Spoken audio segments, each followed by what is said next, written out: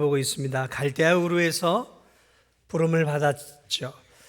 그래서 아브라함은 데라와 그의 아내 사레와 그리고 조카 롯과 함께 약 1000km 가까운 이 메소포타미아 그 지역을 쭉 타고 올라가는, 지금의 세계사에서 말하는 비옥한 초승달 지역이죠. 거기를 쭉 타고 올라가서 하란이라고 하는 곳에서 정착을 하게 되어집니다. 그래서 학자들은 그곳에서 최소 한 5년 이상은 있었다라고 이야기를 합니다. 어쨌든 거기서 이 데라는 죽음을 맞이하게 되어집니다. 가야 할 가나안 땅으로 가지 못하고 한 3분의 2 지점쯤에서 머물러 버리고 말았어요. 근데 놀라운 사실은 오늘 이 12장 1절에서 이제 데라가 죽게 되었을 때 하나님이 다시 아브라함에게 또다시 나타나신 거예요. 갈대아 우르에서 나타나신 하나님이 또다시 나타나서 아브라함에게 동일한 메시지를 주고 있습니다. 아브라함아, 아브라함아, 너는 너의 고향과 친척 아비 집을 떠나 내가 내게 보여줄 땅으로 가라 하고 하나님이 또다시 환상 가운데 아브라함에게 나타나십니다.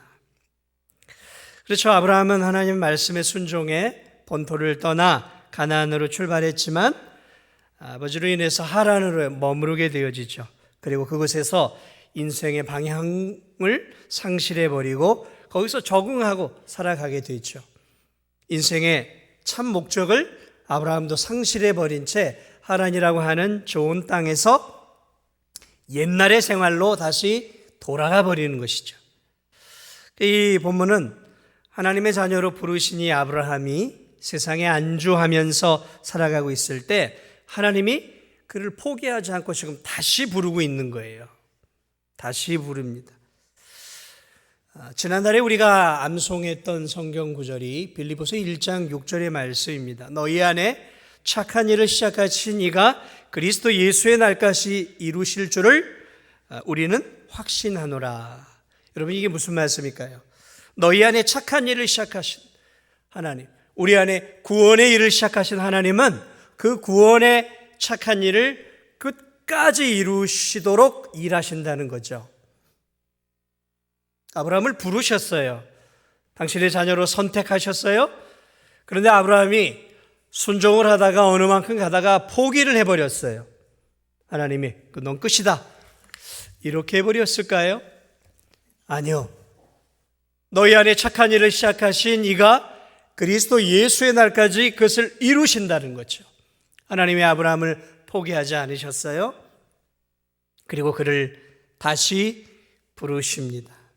구원의 은총을 다시 한번 회복시키는 부르심이 오늘 우리가 잘 알고 있는 이 창세기 12장 1절의 말씀이에요.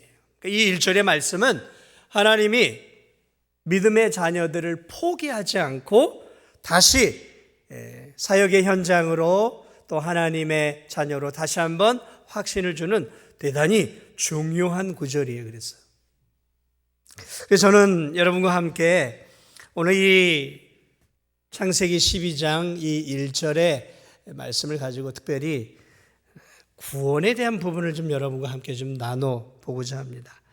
믿음의 조상 아브라함을 찾아오셔서 하나님의 사람으로 부르시는 이 본문의 내용을 통해서 우리가 알고 있는 이 구원에 대한 놀라운 진리를 몇 가지 배울 수 있어요. 이 구원에 대한 부분은 신약으로 넘어오면 굉장히 명쾌하죠. 그런데 오늘 이 아브라함을 부르시는 이 부름의 내용들을 통해서 우리는 하나님이 우리를 어떻게 부르시는가, 어떻게 구원해 주시는가를 이런 스토리를 통해서 하나님이 우리에게 알려주셔요. 그래서 오늘 이 본문을 통해 여러분과 함께 구원에 대한 부분들, 인간의 구원을 어떻게 이루어 가시는 것인가를 아브라함을 통해 좀 배워보고자 합니다. 오늘 이 본문을 통해 우리가 알 수 있는 구원에 대한 중요한 첫 번째 진리가 있는데 그것이 무엇이냐면 인간의 구원, 죄악된 인간의 이 구원은 인간이 하나님을 찾아서 구원을 얻어내는 것이 아니라 하나님이 인간을 찾아오셔서 구원을 주신다는 사실이에요. 다시 말씀드립니다. 쉬운 것 같지만 굉장히 중요한 진리예요. 인간의 구원이라는 것은 인간이 하나님을 찾아서 하나님을 만족시켜 구원을 받아내는 것이 아니라 하나님이 낮고 낮은 이 땅 가운데로 죄인된 인간들을 찾아오시고 내려오셔서 죄인된 인간들에게 구원을 주신다는 거죠. 여러분, 세상의 모든 종교는 인간이 구원을 받기 위해서 신을 찾아가는 거예요. 그리고 구원을 얻어내기 위해 신으로부터 또 필요한 것을 얻어내기 위해 제사를 드리고 제물을 바치고 심지어 신을 감동시켜서 필요한 것들을 얻어내기 위해 자식까지 바치는 게 세상의 종교예요. 신을 기쁘시게 해드림으로 신으로부터 필요한 나의 구원, 나의 삶에 필요한 탐욕스러운 것들을 얻어내는 일종의 거래예요. 세상의 종교는 거래예요. 신과 거래하는 것입니다. 딜을 하는 거예요. 내가 당신에게 이런 것들을 내가 헌신해 드렸으니까 당신도 나에게 필요한 것들을 주시오. 거래예요. 여러분, 이게 세상의 모든 종교의 특성이에요. 신이 주도자가 아니라 인간이 주도자예요. 신과 인간에서 주도권을 잡고 있는 것은 신이 아니라 인간이에요. 그래서 인간에 의해서 인간이 어떻게 하느냐에 따라서 신은 기뻐하거나 또 신은 분노하거나 신은 슬퍼하죠. 인간에 의해서 신이 울고 웃어요. 인간에 의해서 신이 만족하기도 하고 분노하기도 하고 저주를 부어요. 세상의 모든 종교는 인간이 신에게 어떻게 하느냐에 따라 신으로부터 복을 받아내는 것이죠. 그러므로 신과 인간에게 있어서 신이 인간을 움직이는 게 아니라 인간이 신을 움직이고 조종하는 거예요. 조율합니다. 인간이 신을 조율해요. 신은 인간에 의해 울고 웃는 그러한 존재에 불과한 것이죠. 왜 이런 현상이 나타날까요? 인간이 자신의 필요를 채우기에 우상을, 신을 만들었기 때문에 그래요. 이게 세상의 종교의 특징이에요. 그런데 기독교는 아니에요. 기독교는 세상의 종교와는 전혀 반대예요. 기독교는 하나님이 주도권을 잡고 있어요. 신이 주도권을 잡고 있다는 거죠. 인간이 하나님을 찾아가는 것이 아니에요. 하나님이 인간을 찾아오시는 게 기독교예요. 죄인된 인간이 자신의 구원을 얻어보기 위해서 신을 찾고 신에게 아부하고 신을 조종하고 신을 달래기 위해서 뭔가를 드리는 것이 아니라는 것이죠. 하나님이 찾아오시는 게 기독교예요. 오늘 아브라함을 보세요. 그래서 이 본문이 그래서 중요한 거예요. 구원이 무엇인지를 명쾌하게 우리에게 보여주고 있는 내용. 왜 믿음의 조상이 아브라함인지를 가르쳐 주는 거예요. 도대체 그 믿음이라는 것은 누구로부터 출발하냐 말이죠. 하나님으로부터 출발하는 거예요. 오늘 본문을 보세요. 하나님이 아브라함을 찾아오셨어요. 아브라함이 하나님을 찾아간 게 아니에요. 날 좀 구원해 달라고 아브라함이 하나님을 찾아가서 제사를 드리고 빌고 은혜를 구하고 뭔가를 몸부림치는 행동을 한 게 없어요. 하나님이 낮고 낮은 이 하란 땅에 다시 찾아오셨어요. 갈대아 우르에서 찾아오셨던 하나님은 다시 세상 속으로 돌아가 인생의 목적을 잃어버리고 살고 있는 이 아브라함에게 다시 낮고 천한 이 세상으로 임재하셨어요. 내려오셨어요. 그리고 아브라함에게 영광스러운 자신의 모습을 다시 보여주셔요. 그리고 그의 귀에 친히 말씀을 주셔요. 아브라함아, 아브라함아. 하나님을 모른 채 우상을 숭배하고 있던 이 아브라함을 찾아오셨던 하나님은 다시 또 세상 속에 젖어 살던 아브라함을 위해 하늘의 영광을 버리고 또 내려오신 거예요. 찾아오셨다고요. 구원은 인간이 하나님을 찾아가는 행동이 아니라 기독교의 구원은 하나님이 친히 내려오시는 거예요. 인간에게 오시는 거예요. 여러분, 그래서 기독교가 참 하나님을 믿는 참 신앙의 우리가 믿고 있는 신앙인 것이죠. 그래서 기독교를 종교로 분리할 수는 없는 거예요. 기독교는 사실은 종교가 아니에요. 사랑하는 여러분, 오늘 이렇게 영적 눈이 닫히고 영적 귀가 닫히고 세상에 함몰되어 세상 속에 젖어 있던 이 아브라함을 하나님 버리실 수 있잖아요. 포기하실 수 있잖아요. 그런데 하나님은 사랑의 하나님이셔요. 그래서 다시 자신이 선택한 이 백성, 이 아브라함을 친히 또 찾아오셔서 아브라함아, 아브라함아, 아브라함아, 내가 내게 지시한 땅으로 가라. 다시 그를 부르고 있는 모습들을 보게 되어집니다. 그렇습니다. 기독교에서 한 인간의 구원은 하나님이 친히 죄인된 인간에게 찾아오셔서 하나님의 주도적인 행동, 하나님의 겸손함과 하나님의 낮아지심을 통해 한 인간의 구원이 출발한다는 거예요. 세상의 종교, 세상의 철학은 인간의 지혜, 인간의 노력, 인간의 학문을 통해 인간이 하나님께 뭔가 신에게 드리는 제물을 통해 신을 만나려고 하죠. 그러나 여러분, 인간은 결코 스스로의 힘과 지혜와 학문과 노력으로 하나님을 알 수 없습니다. 왜냐하면 에베소 2장 1절에서 바울은 이렇게 얘기합니다. 허물과 죄로 죽었던 너희들. 허물과 죄로 그래요. 우리는 아담의 타락 이후로 영적으로 죽은 자들이에요. 영적으로 죽은 자들이에요. 그러니까 영적으로 죽어버렸기 때문에 하나님을 찾을 수도 없고 하나님을 사모할 수도 없고 하나님을 만날 수도 없는 그런 존재들이었다는 거죠. 영적으로 허물과 죄로 죽었던 너희들. 그런데 바울은 에베소 2장 4, 5절에서 그렇게 죽어서 소망 없이 하나님 없이 우상을 신으로 만들어 섬기던 이 죄인들을 향해 하나님께서 어떤 일을 행하셨는가? 에베소 2장 4절 5절을 보니까 긍휼이 풍성하신 하나님이 우리를 사랑하신 그 큰 사랑을 인하여 허물로 죽은 우리를 그리스도와 함께 살리셨고, 허물과 죄로 죽어가느냐 아니에요. 영적으로 죽어버렸어요. 우리는 이미. 근데 죽은 우리를 하나님이 다시 살려내셨어요. 죽은 우리의 마음, 죽은 우리의 영적인 귀와 눈을 하나님이 열어주시고 살려내셨다는 거죠.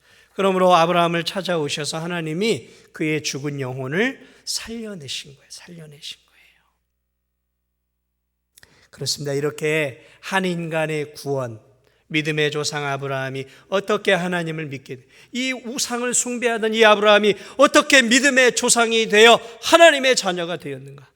허물과 죄로 죽은 이 영혼을 하나님이 하늘의 영광을 잠시 내려놓고 아브라함에게 오셨어요. 그의 영광스러운 모습을 보여주심으로 아브라함이 달신과 해신과 그리고 이 세상에 잡다한 것들은 우상에 불과한 것이었구나. 진정으로 참 하나님은 여기 계셨구나 하고 아브라함이 참 하나님을 믿게 되어지는 것이죠. 여러분, 첫 인간이었던 아담을 생각해 보세요. 하나님이 직접 이 땅에 내려오셨어요. 세상은 하나님이 말씀으로 다 창조를 했어요. 그런데 인간을 만들 때는 하나님이 친히 내려오셔서 친히 자신이 만드신 땅의 흙을 가지고 그걸 빚어서 친히 하나님 에덴 동산에서 아담을 만드셨어요. 그리고 하나님이 이 영혼을 사랑하셔서 생기를 부어주셨어요. 영혼을 부어주셨어요. 동물에게 없는 인간에게 있는 영혼을 불어넣으셨어요. 하나님의 자녀로 만들어주셨어요. 자신과 교제하게 만들어주셨다는 거죠. 한 인간의 구원과 하나님과의 교제, 이 모든 것들은 하나님이 주도권을 갖고 있는 것이지, 우리가 하나님을 만들고 신을 만들고 하나님을 찾아가고 하나님과 거래, 하나님으로부터 필요한 것을 끄집어낸, 그게 아니에요. 그건 우상이고 세상 종교예요. 기독교는 그런 게 아니에요. 그런데 자꾸 이 기독교 안에서 신앙생활을 하면서 여전히 세상의 종교화처럼 하나님과 거래를 하고 하나님과 타협을 하고 하나님을 조종하려고 한단 말이죠. 그럼 기독교가 아니에요. 기독교는 하나님에게 타협하고 조종하는 세상의 종교가 아니라 하나님이 우리를 부르시면 아멘 하고 그 부르심에 응답하는 거예요. 응답하고 하나님을 섬기고 사랑하는 것이죠. 뭔가를 끄집어내고 얻어내려고 하는 거, 그거는 종교예요. 종교. 그건 탐욕이에요. 세상의 종교와 기독교를 자꾸 혼동하지 마세요. 교회에 와서 하나님을 믿으면서 자꾸 세상 종교처럼 뭔가를 하나님한테 거래를 통해 얻어내려고 하지 마세요.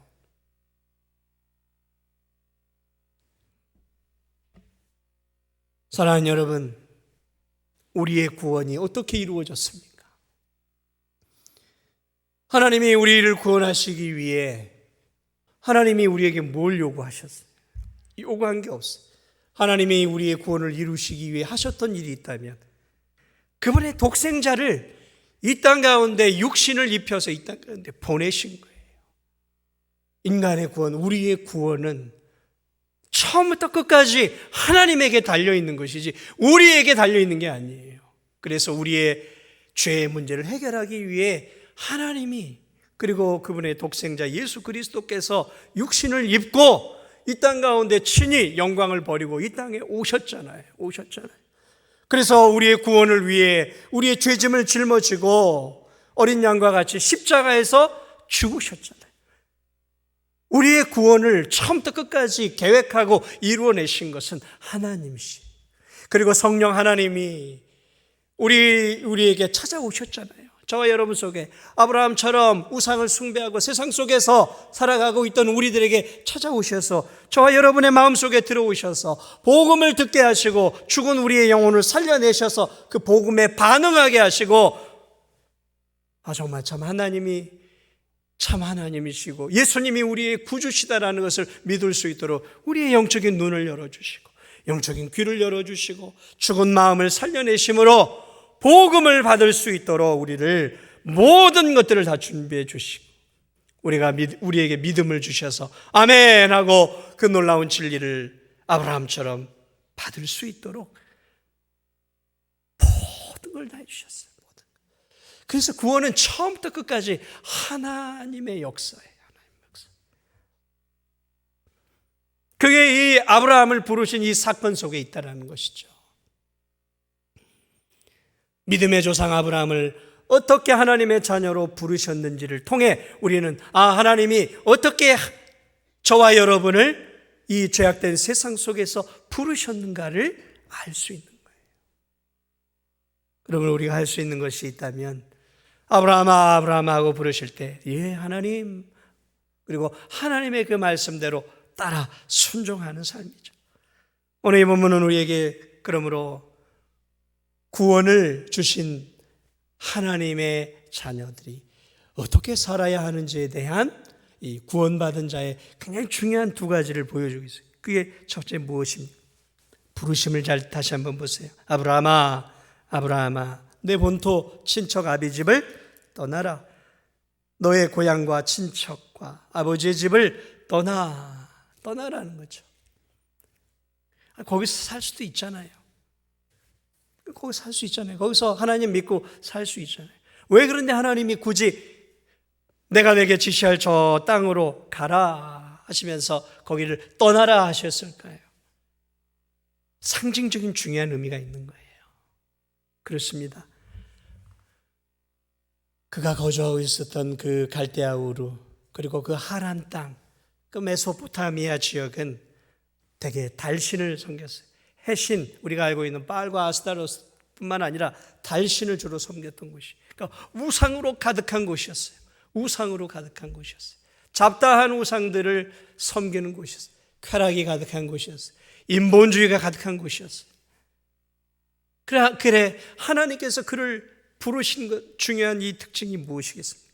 하나님의 자녀는 이제 하나님의 자녀답게 살아야 한다는 것이죠. 다시 말하면 하나님의 자녀가 된 성도들은 이제 하나님을 믿기 전에 죄악된 삶의 태도와 습관과 죄악된 삶을 청산해야 한다는 의미예요. 청산해야 한다는 거죠. 우상을 버려야 하겠죠. 여러분, 하나님을 믿어도 그 우상이 가득한 본토 친척 아비 집에 있으면 하나님 혼자 잘 믿을 수 있겠습니까? 120, 30년 전에 기독교가 이 땅에 들어올 때 처음 예수님 믿었던 사람들이 얼마나 박해받았는지 아세요? 이 유교와 불교와 무속이 가득했던 이 진도 땅과 이 대한민국에서 120, 30년 전에 예수님을 믿는 게 쉬운 일이었는 줄 아세요? 얼마나 어렵겠습니까? 매를 맞고 죽기도 하고 호적에서 정말 파이기도 하고 별의별 어려움들을 다 겪었어요. 지금과 같은 때가 아니었어요.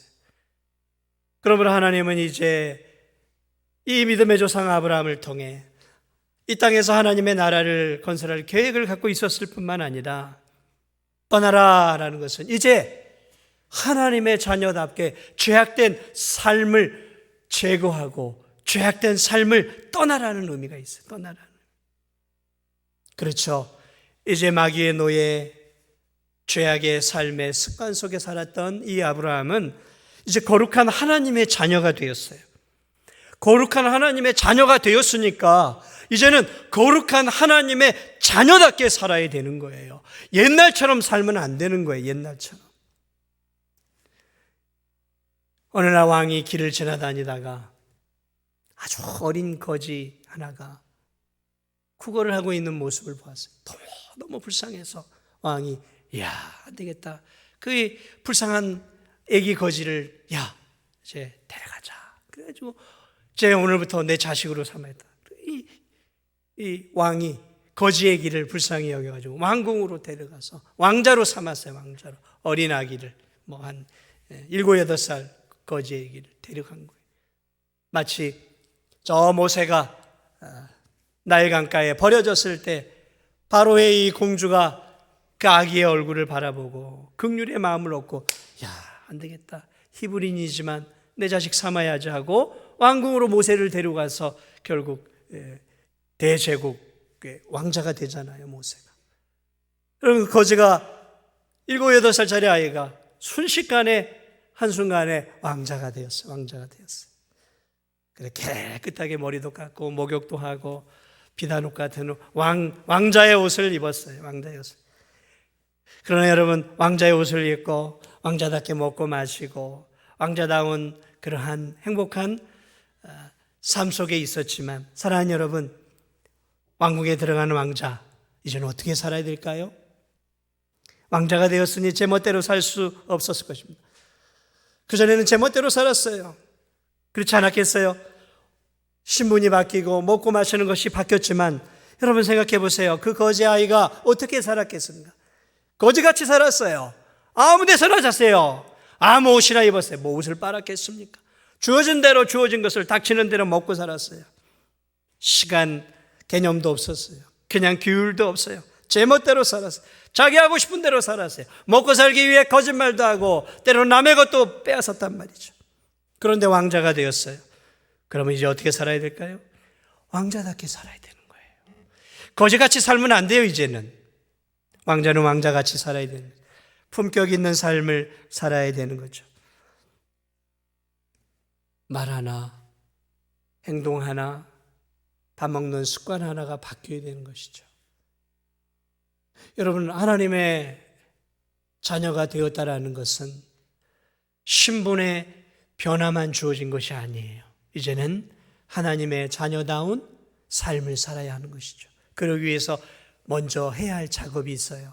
그것은 예수님 믿기 전에 죄악된 삶의 태도와 습관과 죄악된 삶의 방식을, 삶의 목적을 제거해야 되는 거예요. 제거해야 되는 거예요. 제거하지 않으면 안 되는 거예요. 여러분, 제거해야 돼요. 예수님 믿기 전에 인생의 목적이 나였어요.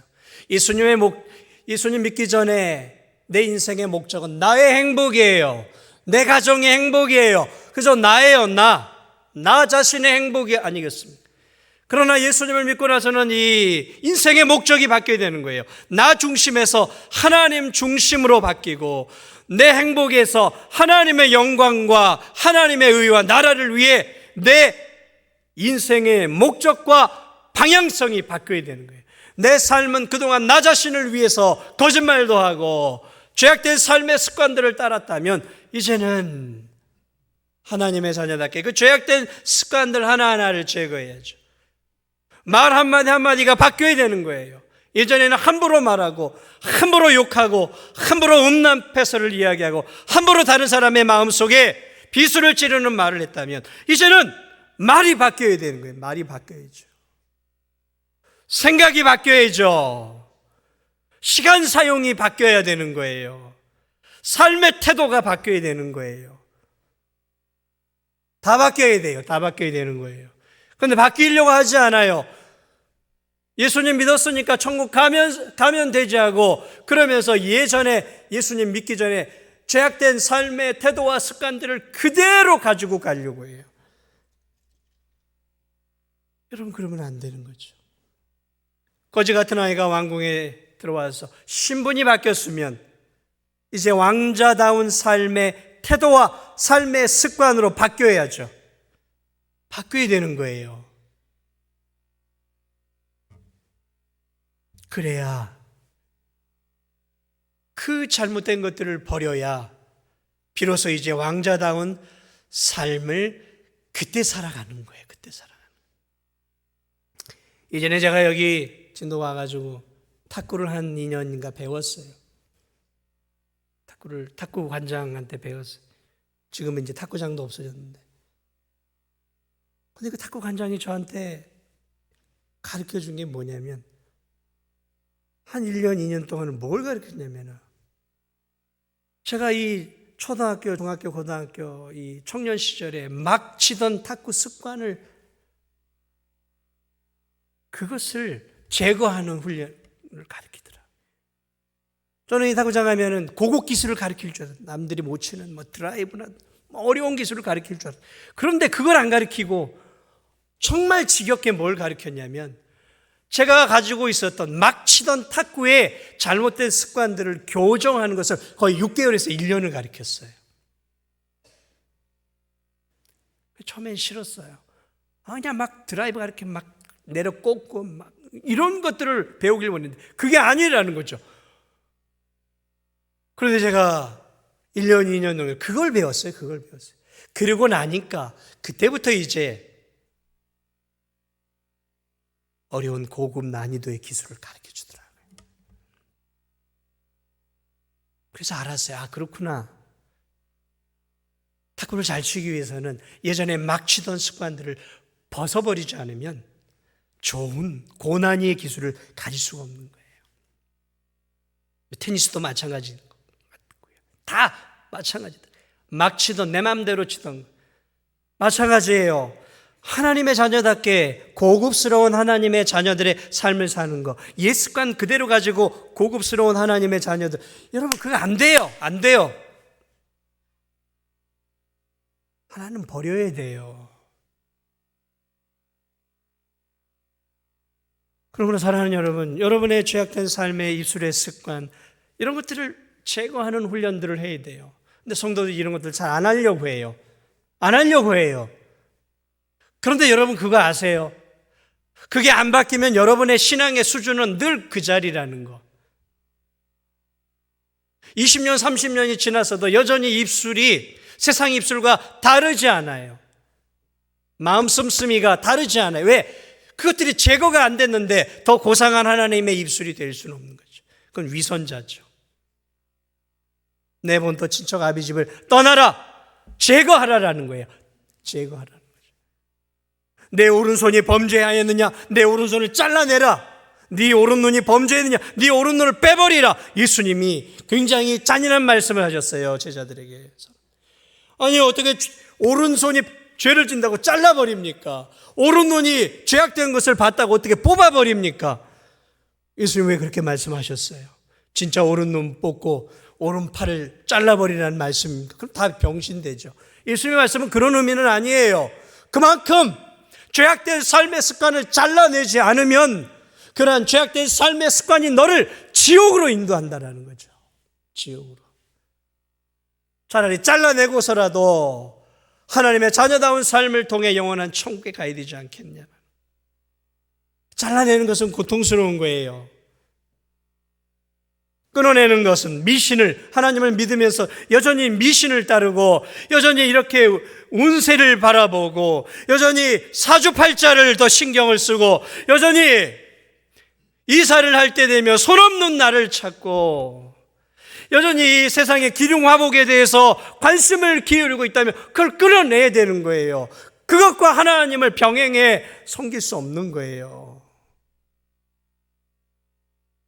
하나를 선택을 하세요. 여러분이 정말 하나님의 자녀가 되었다면 거지 같던 옛 습관과 삶을 버려야 돼요. 제거해야 돼요. 목숨을 걸고. 그래야 비로소 그 제거된 삶 속에서 비로소 하나님의 자녀다운 입술이 되고 하나님의 자녀다운 생각이 내 안에서 나오기 시작. 하나님의 자녀다운 삶의 습관들이 내 안에서 비로소 나오기 시작하는 거예요.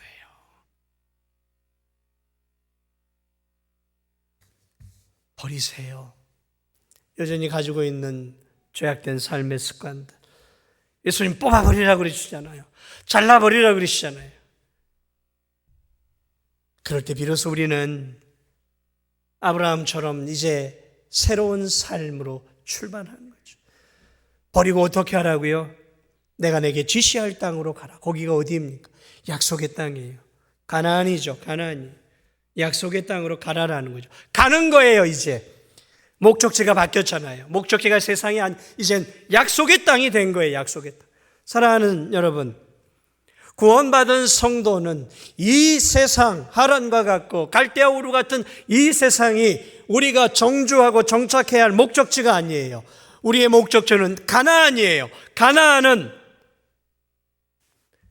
하나님이 약속한 땅이에요. 그러므로 가나안이 상징하는 것은 앞으로 우리가 믿음의 백성들이 가야 할 영원한 천국의 그림자인 거죠. 물론 이 팔레스타인 그 땅이기도 해요. 실제적인 땅이기도 하지만 그러나 더 깊은 뜻은 우리가 가야 할 약속의 땅, 하나님의 자녀들이 들어가야 할 약속의 땅, 천국을 의미하는 것이죠. 그러므로 하나님의 은혜에 의해서 구원받은 성도들은 이 세상의 죄악된 것들을 끊어버리고 이제 인생의 목적을 다른 곳으로 정해야 되는 거예요. 인생의 목적이 어디예요? 하나님. 인생의 목적이 하나님이 약속한 약속의 땅인 것이죠. 그러므로 하나님의 백성은 이 땅 속에서 일하고 먹고 마시며 살아가지만 하나님의 백성의 목적지는 세상 사람과 다른 거예요. 우리의 목적지는 어디입니까? 우리가 정말 가기를 원하는 곳은 어디입니까? 이 세상에서 바벨탑을 쌓는 것입니까? 내가 원하는 삶을 쌓아 올리는 것입니까? 부를 쌓아 올리고 명예를 쌓아 올리고 권력을 쌓아 올리고 건물을 쌓아 올리고 인기를 쌓아 올리는 게 우리의 인생의 이 땅의 목적입니까? 아니요. 우리는 여기가 아니에요. 우린 여기가 인생의 목적지가 아니에요. 우린 그것을 분명하게 붙잡고 살아야 되는 거예요. 여기가 아니에요. 약속의 땅입니다. 가나안이죠. 가나안. 그곳을 향해 가는 거예요. 그곳을 향해 믿음으로 나아가는 것입니다. 사랑하는 여러분, 하나님의 자녀들이 한 번도 이제 약속의 가나안 땅으로 들어가는 것들을 우리가 바라보지 않습니까? 여기가 아니라는 것이 보여지지 않습니까? 그런데 왜 아직 여기에 자꾸 정착하려고 하십니까? 여기에 뭔가를 자꾸 내 마음을 집중해 기울이려고 하지 않습니다. 물론 우리는 이 땅에서 먹고 살아야 해요. 일해야 합니다. 당연한 것이죠. 제가 여러분에게 말씀드리고 싶은 것은 이 땅에 관심을 다 끊고 무슨 기도원이나 무슨 산으로 가가지고 돌을 닦고 기도만 하다가 주님 나라에 가라는 의미가 아니에요. 세상 속에서 일하고 세상 속에서 먹고 세상 속에서 부대끼며 살아가지만 우리가 살아가는 이 땅은 천국을 향해 가는 나그네 길이다라는 생각을 꼭 우리가 잊지 않아야 한다는 것이죠. 나그네 인생이라는 것을 깜빡깜빡 잊을 때 우리는 이 세상 속에서 절망해요. 나그네 인생이라는 것을 깜빡깜빡 잊을 때 우리는 세상의 것에 더 매몰되고, 나그네 인생이라는 것을 깜빡깜빡 잊을 때 이 세상에서 뭔가를 자꾸 쌓으려고 해요. 아니에요. 우린 가야 할 곳이 있습니다. 아브라함도 그것을 잠시 잊었어요. 하나님에 머물러 보니까 좋아요. 먹고 살만해요. 양도 칠만하고 괜찮아요. 그냥 목적을 잃어버렸어요. 방향성을 잃어버렸어요. 방향성. 가야 할 방향을 놓쳐버린 거예요. 하나님이 말씀하신 그 방향을 잃어버린 거죠. 하나님의 자녀들 가운데 이렇게 방향을 잃어버리고 사는 성도들이 있어요. 방향을 잃어버렸어요. 목적이 있는 것 같은데 삶을 보면 방향이 없어요. 이리저리 광야에서 이스라엘 백성들이 38년간 가데스 바네를 뺑뺑뺑뺑뺑 돌았어요. 목적을 잃어버렸어요. 하나님, 목적을 잃어버렸어요. 그냥 먹다 죽는 인생이 되어버렸어요. 하나님의 백성들이. 사랑하는 여러분, 하나님 백성들이 먹다 죽는 인생이 되어야 되겠습니까? 그래서 이 땅에서 잘 먹고 잘 살다가 묘비명에 잘 먹고 잘 사다 고관대작을 하다가 죽었다, 그런 묘비명을 우리 하고 이 세상을 떠나야 되겠습니다. 나그네 같은 인생에 묘비명에 뭐가 기록된 게 뭐가 그렇게 중요해요? 그게 중요한 게 아니잖아요. 목적지가 분명한 사람은 그 목적지를 중심으로 인생의 계획, 인생의 방향, 인생의 하루하루의 삶이 다른 거죠. 저는 마라톤 경기를 한 번도 뛰어본 적이 없어요. 그러나 올림픽 때는 늘 마라톤 경기를 바라봅니다. 너무너무 힘든 경기예요. 그 힘든 경기 속에서 이 마라톤 선수들이 무슨 생각을 할까요? 절반을 돌아오기 시작하면 그때부터는 아마 정상적인 이런 육체가 아닐 거예요. 내 정신이 아닐 거예요. 여러분, 그 마라톤 경기자들이 일관되게 그 목적지를 향해 가지 않습니까? 아마 그들의 생각 속에는 아마 30km, 35km 지나서부터는 다른 생각이 없을 거예요. 목적지를 바라보는 거예요. 이 땅에서 먹고 마시고 이것은 초반기죠. 35km 이후 가면 그때는 다른 생각이 없을 거예요. 목적지, 결승점을 바라보는 거예요.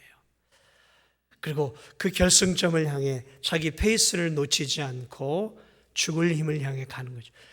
그들에게는 목적지. 저는 우리의 인생, 우리의 믿음의 신앙이 그렇게 봐요. 믿음의 길을 걸어가는 건 노년이 될수록 더 어렵습니다. 제가 볼 땐 더 어려워져요. 쉽지 않아요. 노하우가 쌓여서 신앙생활 잘하는 거 아니에요.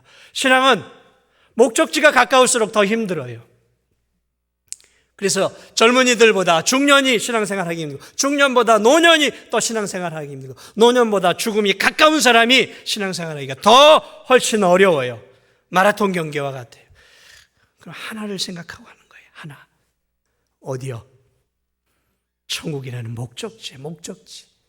젖과 꿀이 흐르는 가나안 땅, 하나님이 믿음의 백성들에게 예비해 놓은 영광스러운 하나님 나라, 그 목적지를 놓치지 않고 가는 것이죠. 이 목적지 올해도 놓치지 마세요. 이 목적지 놓이면 방향성을 잃어버리면 세상 사람과 똑같이 사는 거예요. 신앙생활을 하더라도. 그러니까 목적을 놓치지 마세요. 방향성을 잃어버리지 마세요. 다른 거 다 놓쳐도 이 방향성. 아브라함이 놓쳤던 이 목적지와 방향성을 하나님 그래서 다시 가르쳐주고 있잖아요. 얼마나 은혜로우신 분인지 몰라요. 우리가 그럴 때마다 하나님이 아브라함을 부르듯 다시 우리를 부르셔서 하나님은 우리에게 다시 한번 우리의 목적지를 다시 한번 상기시켜주고 있어요. 저는 그게 주일이라고 봐요. 주일을 통해서 하나님은 우리에게 네가 가야 할 곳이 어디냐, 네가 이 인생에 어떤 목적을 갖고 살아야 하는지를 이 주일의 예배 시간을 통해 하나님은 우리에게 다시 한번 가르쳐주고 있어요. 그래서 이 주일은 너무 귀한 거예요. 우리에게 방향성과 목적과 우리가 어떻게 살아야 할지, 이 죄악된 세상 속에서 끊어야 할 것이 무엇인지, 추구해야 할 것이 무엇인지를 가르쳐주는 이 거룩한 주일이야말로 하나님이 우리에게 주신 최고의 선물이라는 사실을 여러분 꼭 기억하시고, 올해도 주일을 잘 성수하시고, 올해도 하나님의 말씀을 붙잡고 목적을 잃지 않고 하나님이 기뻐하는 믿음의 길을 힘있게 달려갈 수 있는 저와 우리 진도저와 함께 모든 성도들이 되시기를 예수님의 이름으로 축복을 드립니다. 우리 이 시간 함께 기도해서